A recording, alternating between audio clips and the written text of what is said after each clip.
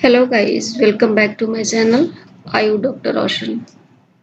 Myself Dr. Roshan, and how are you? I hope you all are good. And today we will discuss about chapter number 4 of stats, that is measures of center tendency. In this contain chapter summary is mean, mode and median, and in each heading contains three subheadings, that is for simple series, for discrete series and for continuous series. First of all, here we are going to see that what is central tendency. Central tendency basically central location को कहा जाता है, ठीक है। इसमें mean, mode और median central tendency मापने के क्या है, साधन है। और सेंट्रल टेंडेंसी के माध्यम से दो या दो से अधिक ग्रुप्स के बीच आसानी से तुलना की जा सकती है। अलग अलग परिस्थितियों में अलग अलग मानक उपयुक्त होते हैं, ठीक है। First of all here we are seeing about mean central tendency को मापने का सबसे प्रसिद्ध उपाय है सभी ऑब्जर्वेशन को जोड़कर उनके टोटल योग में ऑब्जर्वेशन की संख्या का भाग देने पर मीन प्राप्त होता है, एंड इसकी summation of total observation upon number of total observations, ठीक है। फिर हम देखते हैं simple, discrete and continuous series के लिए अलग अलग फॉर्मूलाज का यहाँ पे प्रयोग होता है। For simple series x bar से डिनोट किया जाता है और ये summation of x upon n, यानी कि summation of x total number of observations जितने हैं और अपन कितने ऑब्जर्वेशंस है ये डिवाइड करेंगे तो हमारा क्या आएगा, सिंपल सीरीज का मीन आएगा। यहाँ पे सिग्मा डिनोट करता है ऑब्जर्वेशन, सिग्मा ग्रीक वर्ड है जिसका मीनिंग है सम ऑफ ऑल। एग्जाम्पल के तौर पे यहाँ पे दिया गया है हाईवे पे चलने वाले 10 ट्रकों की स्पीड, ट्रक की औसत स्पीड जो कि यहाँ पे हम देख रहे हैं, समेशन कर दिया गया है, सारे ऑब्जर्वेशंस को अपॉन डिवाइड कर दिया गया है। तो यहाँ पे टोटल नंबर ऑफ जो ऑब्जर्वेशंस है ये 10 है, 10 से डिवाइड किया गया 695 तो कितना आया 69.5। नेक्स्ट हम देख रहे हैं फॉर डिस्क्रीट सीरीज, सबसे पहले हम पे पहचान आना चाहिए कि simple series, discrete series and continuous series होते क्या है, ठीक है। तो यहाँ पे डिस्क्रीट सीरीज में बेसिकली होता क्या है, क्लास इंटरवल के बिना ही क्या दी गई रहती है, फ्रीक्वेंसी दी गई रहती है। यानी कि डिस्क्रीट सीरीज में वेरिएबल की फ्रीक्वेंसी ली जाती है, लेकिन क्लास इंटरवल के बिना डिस्क्रीट सीरीज का मीन दो फॉर्मूलाज के माध्यम से ज्ञात किया जाता है जो कि निम्नलिखित है। फॉर्मूलाज ए में x bar is equal to summation of fx upon n, here f is frequency, x is observations, value of variable and n is sum of frequency। Example, निम्नलिखित दिए हुए डाटा का मीन ज्ञात कीजिए। इसमें हम देख रहे हैं मार्क्स ऑब्टेन्ड ये रहा और नंबर ऑफ स्टूडेंट यानी इनकी फ्रीक्वेंसीज ये रही। तो यहाँ पे हम fx निकाला मल्टीप्लाई करके, fx निकालने के बाद से जो फॉर्मूला हमने पुट किया summation of fx upon n जो कि 756 अपॉन 60 इज इक्वल टू 12.6 हुआ हमारा आंसर। फॉर्मूला बी, अगर फ्रीक्वेंसीज बहुत ज़्यादा हो तो इस केस में ये फॉर्मूला हम यूज करते हैं x bar is equal to A plus summation of f d x upon n, ठीक है ना। इस फॉर्मूला का प्रयोग तब किया जाता है जब वेरिएबल की संख्या बहुत अधिक हो, ठीक है। तो और यहाँ पे ए क्या है, एज्यूम्ड मीन है, ठीक है ना, और डी एक्स क्या है, x minus A, f frequency, n sum of frequencies. Example निम्नलिखित दिए हुए डाटा के माध्यम से मीन ज्ञात करो। इसमें हम ये देख रहे हैं लेबर चार्जेस जो वर्कर्स हैं, इसमें ए एज्यूम्ड मीन है। सॉल्यूशन के फॉर्म में हम ये देख रहे हैं जो लेबर चार्ज है ये चार्जेस बताया गया है 10 से लेकर के 20 तक और वर्कर्स की संख्या 4 से लेकर के 2 तक। इसमें हम ये डी एक्स सबसे पहले कैलकुलेट किए, एक्स माइनस ए और एफ डी एक्स निकाल करके हमने टोटल समेशन किया और इस फॉर्मूलाज में x bar equal to A plus sigma f d x upon n में पुट करने के बाद से जो हमारा आंसर आता है 42.593, ठीक है। अब नेक्स्ट हम देख रहे हैं कंटिन्यूअस सीरीज। तो पहचान आनी चाहिए सबसे पहले कंटिन्यूअस सीरीज होता क्या है। कंटिन्यूअस सीरीज क्लास इंटरवल के साथ साथ इसमें फ्रीक्वेंसी दी गई रहती है, ठीक है ना। तो वो हम बोलेंगे कंटिन्यूअस सीरीज और इसका फॉर्मूला जो होता है x bar equal to f x upon n, जैसे कि सिंपल सीरीज में था इस तरीके से हम, लेकिन यहाँ पे एफ फ्रिक्वेंसी एक्स क्या है, क्लास इंटरवल का मिड पॉइंट, ये इंपॉर्टेंट है। वहाँ पे एक्स क्या था, ऑब्जर्वेशंस था, यहाँ पे क्लास इंटरवल का मिड पॉइंट है, और एन क्या है, सम ऑफ फ्रिक्वेंसीज, टोटल फ्रिक्वेंसी है हमारा। यहाँ पे एक एग्जाम्पल दिया गया है, किसी उद्योग में काम करने वाले श्रमिकों की संख्या व उनकी इनकम निम्न प्रकार से है। ठीक है, तो इनकम यहाँ पे हमारा इंटरवल में दिया गया है और नंबर ऑफ पर्सन्स दिए गए हैं। इसका हमें बोला गया जा रहा है कि मीन निकालने के लिए, तो सबसे पहले जो स्टेप्स है इनमें कैलकुलेशन का, सभी क्लास की मिड पॉइंट एक्स को ज्ञात करेंगे, देन उसके बाद से एफ एक्स ज्ञात करेंगे, देन एफ एक्स को टोटल फ्रिक्वेंसी से डिवाइड करके हम फॉर्मूला को पुट करेंगे। फॉर्मूला में पुट करने के बाद से हम ये देख रहे हैं यहाँ पे x bar is equal to summation of f x upon n, ये रहा हमारा आंसर। नेक्स्ट हम ये देख रहे हैं मोड के बारे में। What is mode, second heading of this chapters. Mode क्या है, वह संख्या जो संख्याओं के समूह सेट ऑफ नंबर्स में सबसे अधिक बार दिखाई देती है। ठीक है, सबसे अधिक बार दिखाई देने वाली जो संख्या, ये क्या है, मोड है। अर्थात डाटा के सेट में सबसे अधिक बार दिखाई देने वाली वैल्यू उसे डाटा सेट का मोड कहलाता है। दूसरे शब्द में यह कहा जा सकता है कि वह सिंपल जो सबसे अधिक बार प्रयोग में लाया गया है वह मोड कहलाता है। इसे जेड से डिनोट किया जाता है। संख्याओं के सेट में एक मोड, एक से अधिक मोड या कोई मोड नहीं भी हो सकता। ये बहुत इंपॉर्टेंट पॉइंट है, इसको नोट डाउन करना है आप लोगों को। ठीक है ना, ये एक हो सकता है, एक से अधिक, या नहीं भी हो सकता है, कोई ज़रूरी नहीं कि मोड हो ही। ठीक है ना, मोड के वैल्यू मीन या मीडियन के समान हो सकती है, लेकिन ऐसा हमेशा नहीं होता। जैसे कि कुछ बच्चों में कुपोषण का सर्वे किया गया है, जिनमें 10 बच्चों की एज निम्न प्रकार से दी गई है 4, 5, 8, 6, 8, 4, 8, 7, 3 एंड 10। देन यहाँ पर मोड 8 सबसे अधिक, हम सबसे ये देख रहे हैं 8 मेनी टाइम्स रिपीटेड हुआ है, सबसे अधिक बार रिपीटेड हुआ है, तो इसलिए इस जो क्वेश्चंस है इसका जो आंसर होगा मोड 8 होगा। नेक्स्ट हम देख रहे हैं यदि कुपोषण से पीड़ित 10 बच्चों की एज निम्न प्रकार हो, जो कि यहाँ दिया गया है, तो यहाँ पे हम देख रहे हैं जो रिपीटिशन है संख्या का 5 और 6 का इक्वल है। ठीक है ना, कि 5 देख रहे हैं 3 टाइम्स आया, 6 भी इक्वल ही आया 3 टाइम्स, तो यहाँ पे मोड की संख्या मोर देन 1 हो गई, 5 एंड 6। एंड नेक्स्ट सीरीज में हम देखेंगे कोई मोड नहीं होगा। यहाँ पे हम देख रहे हैं कोई भी, ये जो 3 है, ये 3 एक्चुअली 3.3 हो गया है, कोई इशू नहीं है। यहाँ पे इसको 3 समझना है, 3, 4, 5, 3, 3, 5, 4, यानी कि सबका रिपीटिशन इक्वल टाइम्स यहाँ पे हम देख रहे हैं। तो हम यहाँ पे ये बोल सकते हैं यहाँ पे कि जो मोड है इसका कोई मोड नहीं है। एक्चुअली इस जो डेटा है इसका कोई मोड नहीं है, क्योंकि कोई भी डिजिट यहाँ पे रिपीटेशन नहीं हुआ है, नील और नो मोड। मोड की एडवांटेज क्या है, मोड को समझना व गणना करना आसान है। मोड अधिक मूल्यों से प्रभावित नहीं होता, यानी एक्सट्रीम वैल्यूज से ये अफेक्टेड नहीं होता। मोड क्वांटिटेटिव डाटा के लिए उपयोगी है। ठीक है ना, एंड मोड की गणना ओपन एंडेड फ्रीक्वेंसी टेबल में की जा सकती है। नेक्स्ट हम ये देख रहे हैं मोड को ग्राफ रूप में भी दर्शाया जा सकता है। डिसएडवांटेज क्या है मोड की, मोड अच्छी तरह से परिभाषित नहीं है first of all, and secondly mode सभी मूल्यों पर आधारित नहीं है। मोड बड़े, यानी कि ये क्वालिटेटिव डेटा को क्या कर रिप्रेजेंट नहीं कर सकता। मोड बड़े मानों के लिए स्थिर है। यदि डेटा बहुत कम मानों से युक्त हो तो इसे अच्छी तरह से परिभाषित नहीं किया जा सकता। मेडिकल स्टडीज में इसका प्रयोग बहुत कम ही किया जाता है, क्योंकि मोड आगे मैथमेटिकल रूप से ट्रीटमेंट में सक्षम नहीं होता है।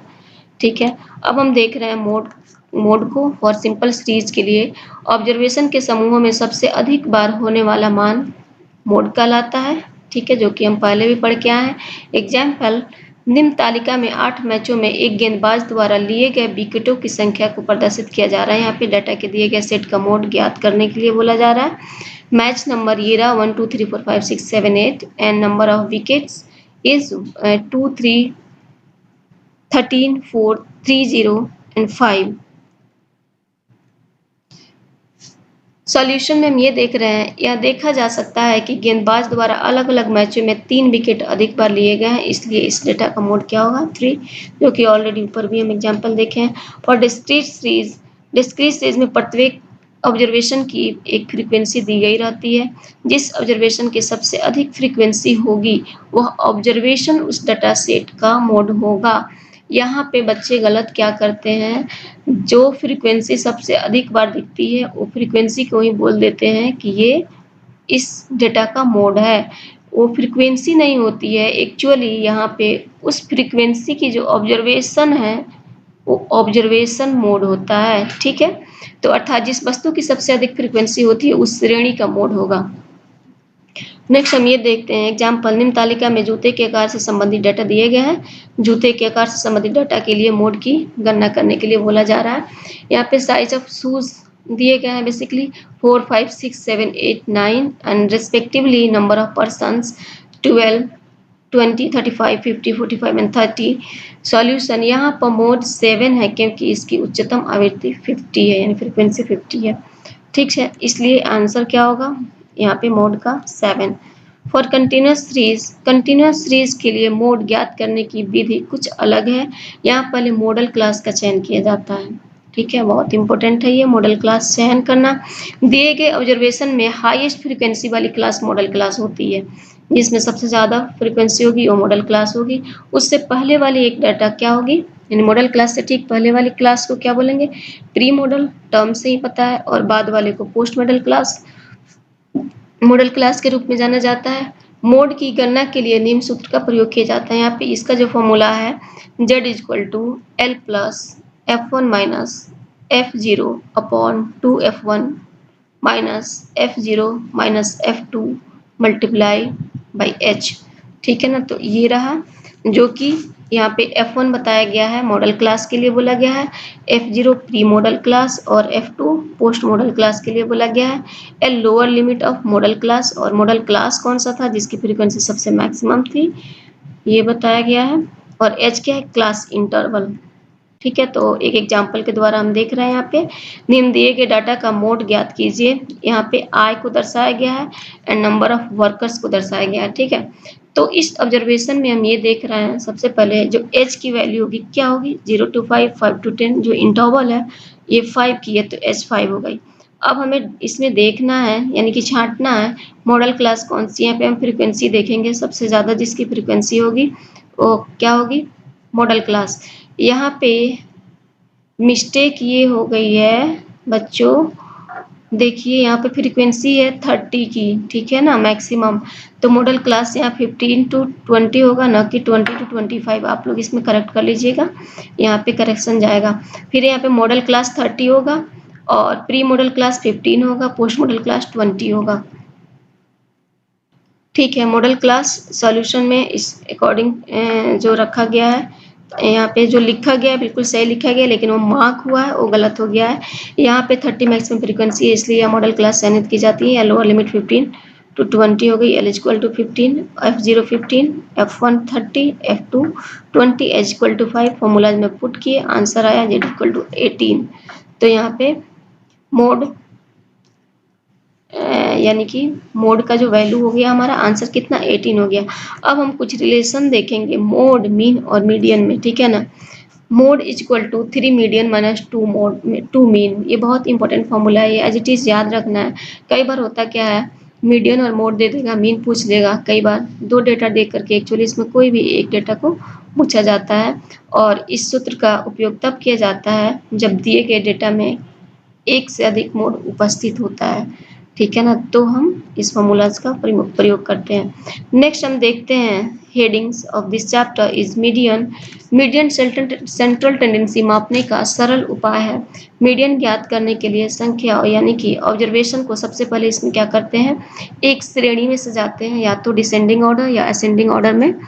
ठीक है, इसके बाद इन संख्याओं में जो मिडल नंबर होता है उसको मीडियन कहलाती है। ठीक है ना, और मीडियन का मूल्य है जो श्रृंखला को दो समान भागों में विभाजित करता है, क्योंकि वो मिड में है। एक तरफ हायर उसकी नंबर होगी, एक तरफ लोअर होगी, क्योंकि इसको जो हम डेटा को अरेंज करते हैं या तो असेंडिंग ऑर्डर में या डिसेंडिंग ऑर्डर में करते हैं।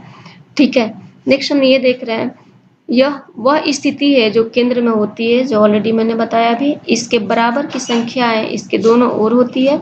एक भाग जिसमें सभी मान अधिक होते हैं और अन्य मान मीडियम से कम होते हैं, ठीक है।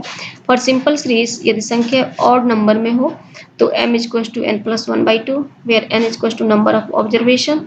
एग्जाम्पल्स के तौर पे यहाँ पे दिए गए हैं 3, 12, 10, 13, 19, 11, 14। इसका सॉल्यूशन क्या होगा? असेंडिंग ऑर्डर में सबसे पहले हम सजाएंगे, यानी कि सबसे पहले छोटा नंबर क्या है 3, देन 10, देन 11, इस तरीके से अरेंज किया हमने। जो मिडल की वैल्यू यहाँ पे क्या देख रहे हैं 12, एज इट इज हम 12 नहीं बोल सकते हैं, क्योंकि यहाँ पे बच्चे क्या करते हैं सजा देते हैं और जो मिड का नंबर होता है उसको बोल देते हैं मीडियन। ये मीडियन नहीं है। m equal to n plus 1/2 ये ऑब्जर्वेशन नंबर आता है, ठीक है। तो यहाँ पे n की संख्या कितना है? यहाँ पे n देख रहे हैं 7, ऑड नंबर है। ऑड नंबर के लिए फॉर्मूला क्या है? m equal to n plus 1/2। हम पुट करने के बाद से आता है क्या? फोर्थ नंबर का ऑब्जर्वेशन। तो अब हम देखेंगे फोर्थ नंबर में क्या चीजें आ रही है, ठीक है ना। तो फोर्थ नंबर में यहाँ पे 12 आएगा और इस श्रेणी का आंसर 12 होगा। या तो हम फॉर्मूलाज के फॉर्म में जाएंगे तो वही चीज आएगा, या हम ऑब्जर्वेशन को सजा दें, जो 20 की वैल्यू आएगी वो भी यहीं आएगी। ये तो बहुत इजी है। जब हम इवन नंबर के लिए थोड़ा सा अलग जाता है। इवन नंबर के लिए हम क्या कर सकते हैं, दो तरीका है मेथड। एक तो बहुत एक्चुअली हम असेंडिंग या डिसेंडिंग ऑर्डर में सबसे पहले अरेंज करेंगे, देन मीडियन जो 2 पॉइंट्स है इसको ऐड करके डिवाइडेड बाय 2 करेंगे, आंसर आएगा। या नहीं तो जो हमारा फॉर्मूलाज है इसको पुट करेंगे। इस फॉर्मूला में क्या होता है m equal to n/2 plus n/2 plus 1/2, यानी कि इस डेटा के थ्रू भी हम जाएंगे तो यहाँ पे 2, जैसे कि एग्जांपल में यहाँ दिया गया n इक्वल टू 6 और इस फॉर्मूला में पुट करने के बाद से हमारा क्या आता है m इक्वल टू 35, यानी कि n जो 3 number of observation and 4 number of observation, वही मिडल का जो 2 आता है वही चीजें आती है। तो 3 number of observation equal to 30 and 4th number observation equal to 40। इन दोनों को समेशन करके हम 2 से डिवाइड करते हैं तो 35 आंसर आता है। तो हमारे यहाँ पे मीडियन 35 आंसर होगा। नेक्स्ट हम एग्जांपल देख रहे हैं। निम्नलिखित दिए गए डाटा के लिए मीडियन ज्ञात करने के लिए बोला जा रहा है। सेम ऐसे ही इसको भी फाइंड आउट करना है, ठीक है ना। इवन नंबर है जो कि हमने बता दिया। निम्नलिखित दिए गए डाटा के लिए मीडियन ज्ञात करें, as it is same. Odd number है तो मिडिल का रख लेना है। अब हम नेक्स्ट देख रहे हैं for discrete series and next बच जाता है इसके बाद कंटिन्यूअस सीरीज, इस चैप्टर का लास्ट टॉपिक। तो डिस्क्रीट सीरीज में हम ये देख रहे हैं median equal to cumulative frequency greater than n plus 1/2। What is cumulative frequency? अब यहाँ पे हम क्युमुलेटिव फ्रीक्वेंसी के बारे में भी देखेंगे। सबसे पहले स्टेप वाइज कैलकुलेशन करेंगे, डाटा को असेंडिंग या डिसेंडिंग क्रम में हम व्यवस्थित करेंगे, देन क्युमुलेटिव फ्रीक्वेंसी ज्ञात करेंगे एंड थर्ड पॉइंट में सूत्र का प्रयोग करके मध्य वस्तु का मूल्य ज्ञात करेंगे। Median equal to cumulative frequency greater than n plus 1/2। सूत्र से प्राप्त क्युमुलेटिव फ्रीक्वेंसी का समावेश श्रेणी के जिस क्युमुलेटिव फ्रीक्वेंसी में होता है वह मान उस श्रेणी का मीडियन कहलाता है, ठीक है। यानी कि जो क्युमुलेटिव फ्रीक्वेंसी का समावेश जिस श्रेणी में आएगा, ये पॉइंट को ध्यान में रखना है, बार बार पढ़ना है और फिर फाइंड आउट करना है। निम्नलिखित दिए गए डाटा के लिए मीडियन ज्ञात करने के लिए यहाँ पे बोला गया है। बहुत इजी है ये। x की वैल्यू, f की वैल्यू, क्युमुलेटिव फ्रीक्वेंसी होती क्या है, कैसे कैलकुलेट करते हैं, ये थोड़ा ध्यान देना है। ये हमारा नया सीखने को मिला। यहाँ पे 4 हो गया, 4 प्लस 7 11 हो गया, 11 प्लस, यानी कि जिस पे हम जा रहे हैं उसको उसके साथ अपर वाली सारी फ्रीक्वेंसी को ऐड कर देना है, that is cumulative frequency. 32 66 as it is, नीचे जा रहे हैं हम तो 101.4 equal to 105, n equal to 105। फिर यहाँ पे median equal to n plus 1/2 formula को पुट करेंगे, m इक्वल टू 53 आएगा। अभी हम देख रहे हैं 53 का समावेश किस में आ रहा है, क्युमुलेटिव फ्रीक्वेंसी 66 में, इसलिए जो मीडियन होगा वो इसका 40 होगा, ठीक है। और कंटिन्यूअस सीरीज इस प्रकार की श्रेणी में पहले क्युमुलेटिव फ्रीक्वेंसी ज्ञात करते हैं, एक एक हम स्टेप करके देखेंगे। देन क्युमुलेटिव फ्रीक्वेंसी ज्ञात करने के पश्चात मीडियन क्लास ज्ञात की जाती है। मीडियन क्लास ज्ञात करने के लिए n/2 सूत्र का उपयोग किया जाएगा। n/2 सूत्र से प्राप्त मान का समावेश जिस क्युमुलेटिव फ्रीक्वेंसी में होगा वह मीडियन क्लास कहलाती है। यहाँ पे फॉर्मूला हो जाएगा l plus n/2 minus cumulative frequency divided by frequency f into multiplied by I, where L is equal to lower limit of median class and total number of frequencies. CF very important, previous cumulative frequency of median class, I class interval, F frequency of median class. यहाँ पे example दिया गया है, जिसकी सबसे maximum frequency है उसको median class choose किया गया, उसके पहले वाला क्युमुलेटिव फ्रीक्वेंसी बोला गया।